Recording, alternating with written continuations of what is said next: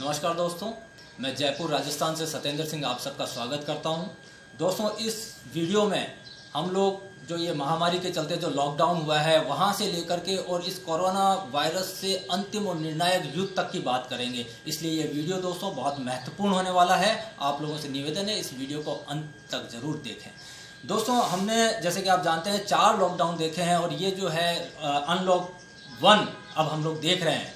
तो इस लॉकडाउन के चलते हुए बहुत सारे प्रश्न लोगों के मन में आते हैं कि ये लॉकडाउन क्या बहुत ज़रूरी था, क्यों इस लॉकडाउन को बार बार बढ़ाया गया और लॉकडाउन जो है वो आखिर जब इतने पेशेंट अब बढ़ रहे हैं तो उसको अब अनलॉक करने का क्या फ़ायदा हुआ और क्या ये जो आपका जो लॉकडाउन था ये कितना फ़ायदेमंद रहा या नहीं रहा, इनको लेकर के बहुत सारे प्रश्न होते हैं। तो दोस्तों, मैं आप लोगों को बताऊं कि फर्स्ट लॉकडाउन जो हुआ वो कोरोना वायरस का पहली स्टेज थी वो, और उसको कवर करने के लिए लॉकडाउन बहुत ज़रूरी था। जो लोग बाहर से विदेशों से आ रहे थे, जो इस कोरोना वायरस को एक कैरियर के रूप में बने हुए थे और उसको यहाँ इंडिया में लेकर के आ रहे थे, उनको आप एयरपोर्ट पे रोकना, उनकी स्कैनिंग करना, उनकी जांच करना, उनको क्वारंटीन करना, ये सारा काम जो है इसमें होना था। इस सुरक्षा चक्र को तोड़ के कुछ लोग बाहर भी आ गए। और जैसे कि आपने सुना होगा कि कनिका कपूर के जैसे लोगों के खिलाफ एफआईआर भी हुई। तो दोस्तों, जब वो लोग बाहर आ गए और बाहर जाकर के अपने परिवार में, समाज में दूसरे लोगों तक ये कोरोना वायरस को फैलाया, वहाँ उनको इन्फेक्ट किया, तो उससे जो सेकंड स्टेज पे जब ये पहुंचता है तो फिर ऐसे थोड़ी थोड़ी देर में इसको लॉकडाउन को बढ़ाना अनिवार्य हो जाता है। इसलिए इसको बढ़ाया भी गया और उस दौरान लोगों को फिर जानकारी उपलब्ध करवाई जाती है, उनसे पूछा जाता है कि आप कहाँ कहाँ किससे मिले और समाज में किन किन लोगों के आप संपर्क में आए। फिर उन लोगों को कवर अप किया जाता है, उनको क्वारंटीन किया जाता है। और दोस्तों, अगर देखा जाए तो फर्स्ट जो स्टेज है उससे अगर सेकंड स्टेज का हम अगर कंपेयर करें तो ये बहुत मुश्किल हो जाता है इसको कवर अप करना। और उसके बाद में भी अगर सेकंड स्टेज पे भी हम उसको कवर नहीं कर पाते हैं और ये अगर थर्ड स्टेज की तरफ जाता है तो फिर ये एक तरह से कम्युनिटी स्प्रेड हो जाता है, उसको फिर रोकना बड़ा मुश्किल हो जाता है। और अगर हम ये चाहें कि अब क्योंकि कम्युनिटी स्प्रेड के बाद में मरीज भी बहुत ज़्यादा आ रहे हैं और ऐसे में अगर हम चाहें कि लॉकडाउन के ज़रिए ही हम जो है इससे बाहर आएँ और इस पे विजय प्राप्त करें, तो वो स्टेज आते आते जब इंडिया में अब एक भी कोरोना का पेशेंट नहीं रहे और पिछले 14 दिन से एक भी पेशेंट नहीं आया है, और उसके बाद भी हमें अंतर्राष्ट्रीय सीमाओं को तो सील करना ही पड़ेगा, एयरपोर्ट्स को सील करना पड़ेगा। ये मान के चलिए कि ये वही फर्स्ट स्टेज वापस आ जाएगी जो कि हमें एक अपॉर्चुनिटी शुरू में मिली थी। तो उस स्टेज तक पहुंचने के लिए अगर हम लोग लॉकडाउन को कंटिन्यू रखते हैं तो उसके लिए कई महीने और कई साल भी लग सकते हैं। तो दोस्तों, चाहे कितना भी पावरफुल कंट्री हो, आर्थिक रूप से कितना भी सुदृढ़ देश हो, वो इतना लंबा लॉकडाउन को सहन नहीं कर सकता। देश आर्थिक रूप से कमज़ोर हो जाएगा, देश के ऊपर दूसरी शक्तियां जो है वो अपना अधिकार जमा लेगी। ये स्थिति भी आ सकती है। इसलिए लॉकडाउन को आगे नहीं बढ़ाया जा सकता था। ऐसी स्थिति में लॉकडाउन को ख़त्म करना, अनलॉक करना बहुत ज़रूरी हो जाता है और ऐसा ही किया। दोस्तों, मैं आपको बताऊं, केंद्र सरकार, राज्य सरकार सब अपने अपने विशेषज्ञों की एक टीम होती है, उनसे राय लेती है और उसके बाद में वो निर्णय लेती है। जनता के लिए अच्छा से अच्छा निर्णय लेने का प्रयास किया जाता है।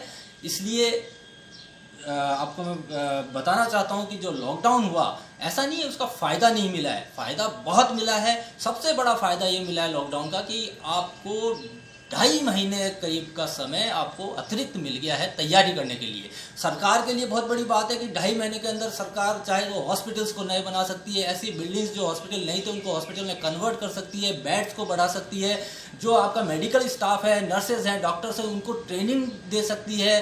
उसके अलावा जो जनता है, जनता के पास भी बहुत बड़ी अपॉर्चुनिटी होती है 2.5 महीना। उसके अंदर उनको एजुकेट किया जाता है, उनको बताया जाता है कि कोरोना वायरस है क्या, उसकी प्रकृति क्या है, इससे कैसे बचा जा सकता है। ये सब चीज़ें हैं, ये आपको लॉकडाउन से सीखने को मिलता है। इस समय का जो है ये आपको बहुत बड़ा फ़ायदा मिलता है। इसके अलावा आपके जो वैज्ञानिक हैं, जो काम कर रहे हैं आपके लिए, इसकी दवाई खोज रहे हैं, इसका वैक्सीन बनाने की कोशिश कर रहे हैं, उनको समय मिल जाता है। प्लस जो इक्विपमेंट्स आपके पास में कम है, सरकार के पास में कम है, लैब्स है वो उस पीरियड में उन इक्विपमेंट्स को तैयार करके इक्विपमेंट्स को सरकार को सप्लाई कर सकती है। ये सारी तैयारियों के लिए ये टाइम बहुत इंपॉर्टेंट होता है। इसलिए ये कहना कि लॉकडाउन का कोई फ़ायदा नहीं हुआ हो, ये कतई गलत है। ऐसा कतई नहीं है, बहुत फ़ायदा मिलता है। अब दोस्तों मैं आपको बताऊं कि एक बहुत बड़ा प्रश्न है कि अब आगे क्या।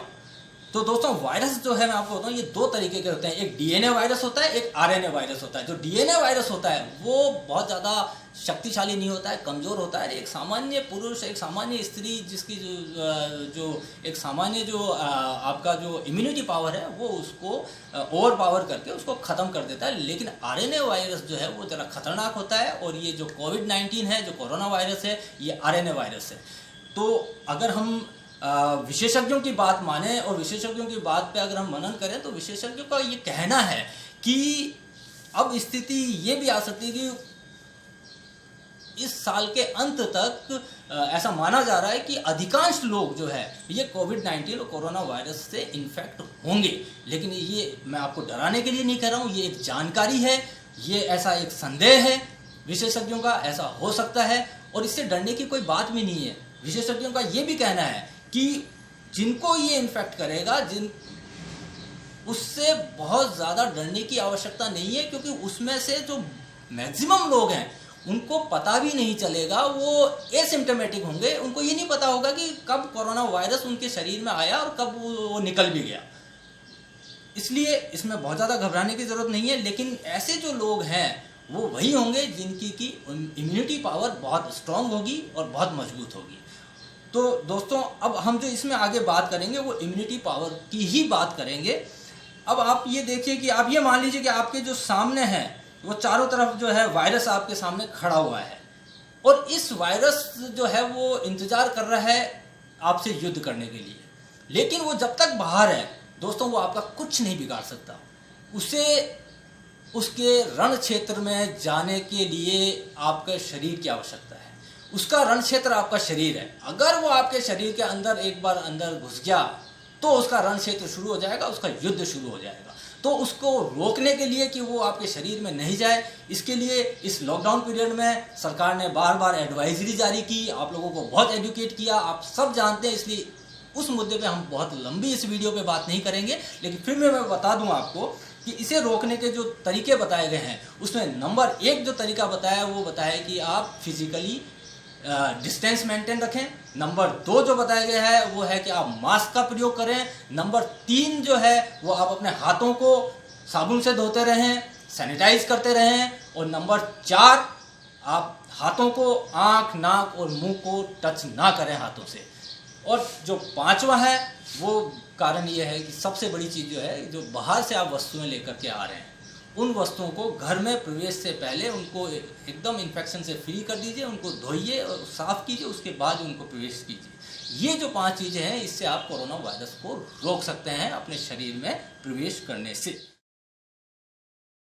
दोस्तों जैसा कि आपने सुना होगा, सावधानी हटी दुर्घटना घटी। जैसे ही आप थोड़ा सा लापरवाह हुए और ये कोरोना वायरस आपके श्वसन तंत्र के अंदर एंटर कर गया, उसमें अगर एक बार प्रवेश कर गया तो युद्ध प्रारंभ हो जाएगा। और ये युद्ध आप गोली मारकर उसे नहीं पराजित कर सकते, क्योंकि अभी तक ना तो इसकी कोई दवाई बनी है और ना ही इसकी कोई वैक्सीन बनी है। और ये युद्ध आपको अपने हाथ पैरों से भी नहीं लड़ना होगा, आपके लिए ये युद्ध आपकी इम्यूनिटी पावर लड़ेगी। और अच्छी बात यह है कि ये जो कोरोना नामक जो हमारा दुश्मन है उसकी जो ताकत है उसके बारे में हमने इतने टाइम में बहुत अच्छे से जान लिया है। जितने भी शोध हुए हैं उनसे हमें इसकी जो प्रकृति है उसके बारे में पता लग चुका है। और उससे भी अच्छी चीज़ ये है कि हमारी जो इम्यूनिटी को बढ़ाने के लिए जो रास्ता हमारे पास आज भी खुला हुआ है और उसके लिए जो हमें जो सामग्री चाहिए वो सामग्री हमारे घर में या आसपास में बहुत आसानी से उपलब्ध भी है। अब सवाल यह था कि ये इम्यूनिटी पावर है कहाँ हमारे शरीर में। तो मैं बताना चाहूँगा दोस्तों, इसका जो बेस है वो हमारे पेट में है, हमारे उदर में, स्टमक और जो गट कहते हैं इसमें इसका बेस है। इसके लिए हमारा हाजमा बहुत अच्छा रहना चाहिए, हम कॉन्स्टिपेशन नहीं होने चाहिए, और इसको हाजमे को जो सबसे अच्छा रखने का जो सबसे बेहतरीन चीज़ है वो छाछ और दही है। छाछ और दही का इस्तेमाल लगातार करते रहिए, और यही छाछ और दही अगर भारतीय गाय, जिसे देसी गाय कहते हैं, उसके दूध का है, A2 मिल्क जिसे कहा जाता है, तो यह वरदान से कम नहीं है आपके लिए। इसलिए दही और छाछ का सेवन करते रहिए। दही और छाछ जो है वो प्रोबायोटिक होता है। इसमें जो आपके पेट के लिए जो बेनिफिशियल बैक्टीरियाज हैं उसकी प्रचुर मात्रा होती है, और वो आपका हाजमा ठीक करेगा और उससे आपका इम्यूनिटी स्ट्रांग होगा। दूसरी जो चीज़ है वह है लहसुन। लहसुन एक बहुत ही बेहतरीन चीज़ है आपकी इम्यूनिटी को बूस्टअप करने के लिए। लहसुन को खाने का तरीका ये है कि आप उसका जो एक बंच है उसमें से सिर्फ एक कली ले लीजिए, उसको छीलिए और उसके छोटे छोटे टुकड़े करके और उसको हवा में छोड़ दीजिए। 10 मिनट करीब जब वो हवा में रहेगा, हवा के संपर्क में आएगा, तो उसमें एक मेलेसन उसमें तैयार होगा। वो मेलेसन जो है वो AMP कहलाता है, एंटी माइक्रोबियल पेप्टाइड्स कहते हैं उसको। ये कोरोना वायरस है या किसी भी प्रकार का बैक्टीरिया वायरस है, उससे लड़ने की इसमें बहुत ही अद्भुत शक्ति होती है। और इसे लेने का तरीका ये कि आप इसको पानी के साथ लीजिए ताकि ये स्टमक के अंदर बहुत अच्छे से पहुंच जाए और अपना कार्य शुरू कर सके। तीसरी चीज़ है वो है अदरक। अदरक का आप एक काढ़ा बनाइए। अदरक को आप कूट करके करीब 1 चम्मच करीब लेकर के, और उसमें आप 5 कप पानी मिला के उसको उबालिए, उसको पकाइए कम आंच में, और वो जब आधा रह जाए तो उसमें आप नींबू डालिए। नींबू बहुत अच्छी चीज़ है। नींबू आपका उसमें विटामिन C काफ़ी होता है, और ये आपका इम्यूनिटी को बूस्टअप करने के लिए बहुत अच्छी चीज़ है। आप उसको नींबू डालिए और शहद और गुड़ के साथ में आप इसका सेवन कर सकते हैं। अदरक आपकी एंटी एजिंग भी है, आपकी उम्र को पीछे ढकेल देती है, साथ ही आपके खून को पतला करती है, तो आपका हार्ट भी जो है बहुत अच्छा रहेगा अगर आप अदरक का सेवन करेंगे। अगली चीज़ जो है वो है लौंग। बहुत छोटी सी चीज़ है लेकिन बहुत अच्छी चीज़ है। आपको प्रत्येक दिन कम से कम 2 लौंग का सेवन करना चाहिए। ये ऑक्सीजन रेडिकल ऑब्जर्वेशन कैपेसिटी इसमें बहुत अच्छी होती है, और ये किसी भी वायरस के खिलाफ लड़ने के लिए इसकी जो किलिंग कैपेसिटी है बेहतरीन है। आप इसका इस्तेमाल ज़रूर कीजिए। और नेक्स्ट और बहुत ही अच्छी चीज़ आपको मैं बताना चाह रहा हूँ, हल्दी। हल्दी हमारे बुजुर्ग भी बताते थे कि हल्दी बहुत अच्छी चीज़ है। हल्दी को ऑब्जर्व करने के लिए फैट ज़रूरी है, इसलिए हल्दी को हम दूध के साथ में देना पसंद करते हैं और लेना भी चाहिए।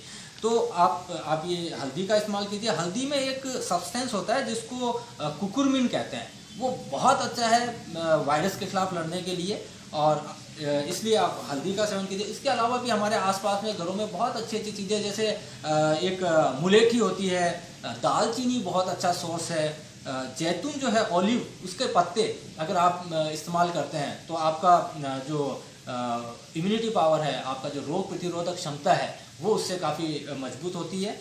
और इसके साथ में जो है आप व्यायाम ज़रूर कीजिए, प्राणायाम कीजिए, योगा कीजिए, और साथ में 7-8 घंटे की बहुत अच्छे से आप नींद लीजिए, तो आपकी इम्यूनिटी बहुत अच्छे से बूस्टअप होगी।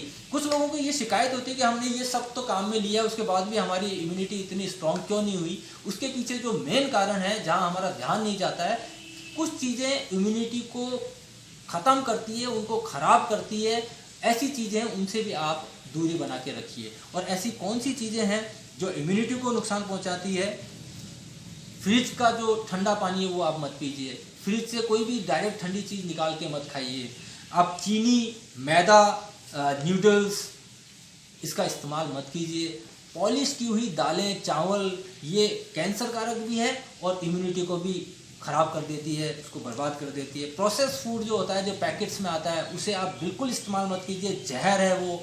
और एक बहुत ही इंपॉर्टेंट बात मैं बताना चाहता हूँ, जिसकी तरफ बहुत लोगों का ध्यान ही नहीं जाता है, कि हम घरों में जो ये सुबह सुबह पोछा लगाते हैं, उसमें जो फिनाइल डालते हैं, वो फिनाइल जो है वो शरीर के लिए और इम्यूनिटी के लिए बहुत नुकसानदायक है।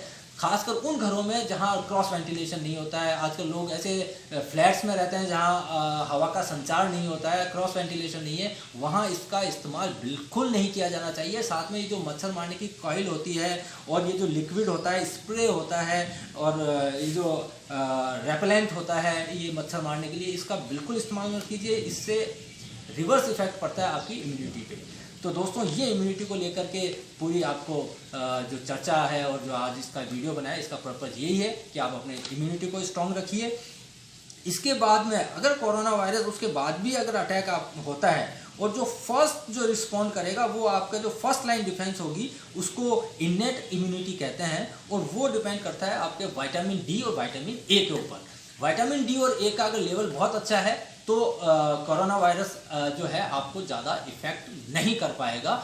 और दोस्तों 2003 में जब सार्स वायरस आया था उस समय चाइना ने जो है ये देखा कि ये किन लोगों पे ये इसका इफेक्ट नहीं हुआ, तो उन्होंने पाया कि जिसमें विटामिन डी का लेवल बहुत अच्छा था उनको ये इफेक्टिव नहीं कर पाया। लेकिन जब 2 साल बाद ही वापस ये वायरस आया तो उन्होंने देखा कि जिनका विटामिन डी जो है वो अच्छा लेवल होने के बाद भी इसने उस पर अटैक किया, तो फिर उनसे कंपेयर किया गया जिन पे इसका अटैक नहीं हुआ, तो पाया गया कि विटामिन डी के साथ विटामिन ए का लेवल अगर है तो वायरस जो है वो ज़्यादा हानि नहीं पहुंचा सकता है।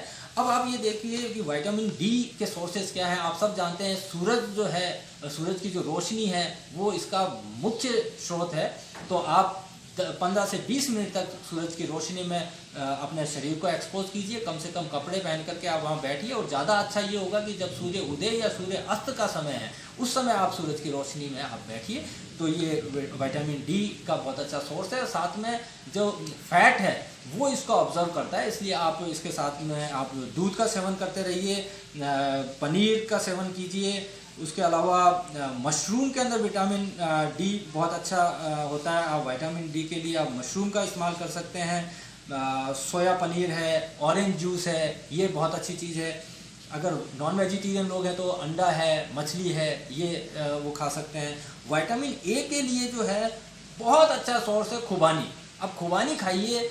और दोस्तों मैं बताऊं, खुबानी में जो बीज होता है उसको जब आप तोड़ेंगे तो एक बादाम की शेप का एक बीज निकलता है, वो बहुत अच्छे पोषक तत्व होते हैं उसमें। आप वो ज़रूर आप उसको खाइए, उसमें बहुत अच्छे पोषक तत्व होते हैं। और इसके अलावा अगर मान लीजिए आपका ये फर्स्ट लाइन डिफेंस भी फेल हो जाती है और अनफॉर्चुनेटली कोरोना हो जाता है, तो ऐसे में डॉक्टर जो है आपको हाइड्रोक्सी क्लोरोक्विन देगा, और उसके साथ में अगर आप जिंक लेंगे तो आपको बहुत फ़ायदा होगा। जिंक का जो सोर्स है वो है काजू है, ये जितने भी आपके ड्राई फ्रूट्स होते हैं, सूखा मेवा, उसमें बहुत होता है। इसमें मूंगफली में भी काफ़ी होता है जिंक। उसके अलावा जो समुद्री घेंगा है, मछली है, इसमें इसका बहुत अच्छा सोर्स है। तो दोस्तों ये हमने आज जो है इसकी निर्णायक लड़ाई तक की हमने बात की। कोरोना से विजय प्राप्त आप बहुत अच्छे से कर सकते हैं अगर आप अपना इम्यूनिटी पावर को बूस्टअप करेंगे, उसको मजबूत करेंगे। और साथ ही दोस्तों मैं आपको निश्चित तौर पे कहता हूँ, अगर आप इन सभी चीज़ों का पालन करेंगे तो आपका विजय होना निश्चित है। कोरोना वायरस पे आप बहुत अच्छे से ओवरपावर कर सकते हैं और इस युद्ध को जीत सकते हैं। साथ ही दोस्तों अगर किसी ने अभी भी मेरा YouTube चैनल जो है उसको सब्सक्राइब नहीं किया तो आपसे निवेदन है इसको सब्सक्राइब कीजिए। मैं जो भी बहुत अच्छी जानकारी है वो आप लोगों तक पहुंचाने का पूरा प्रयास करता हूं। और इसके साथ ही अपना ध्यान रखिए। जय हिंद, जय भारत, नमस्कार।